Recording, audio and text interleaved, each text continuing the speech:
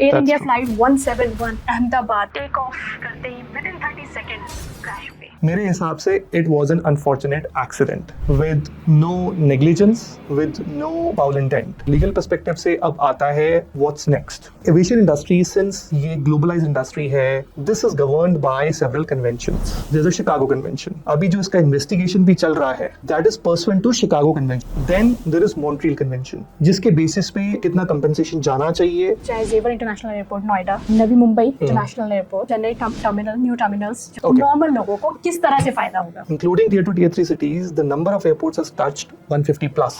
From security to baggage clearance to air transport support to ground handling, you see the number of jobs which are created and will be created. बहुत सारे लोगों के साथ होती है कि flight delay हो गई या फिर फ्लाइट कैंसिल हो गई, इसमें पैसेंजर की क्या राइट्स है? पैसेंजर के डेफिनेटली कंपनसेशन राइट्स हैं, बट लगेज, कई बार ब्रेकेज प्लस लॉस, इस केस में जो ट्रैवलर है उसके क्या राइट्स हैं? इस केस में भी again in case of international travel ये मॉन्ट्रियल कन्वेंशन से आता है। 1300 समथिंग एसडीआर, अगर हम उसको मल्टीप्लाई कर ले तो कुछ वैसा बैठता है। So what is उड़ान स्कीम? रीजनल रूट्स में अभी डिमांड कम है तो प्रॉफिटेबिलिटी कम है, तो आपकी पर पैसेंजर कॉस्ट 12,000 पे आ रही है हाइपोथेटिकली, और अगर आप 5,000 पे चार्ज कर रहे हो टू द कस्टमर, तो जो बाकी का गैप है, तो वो viability gap funding government provide करती है।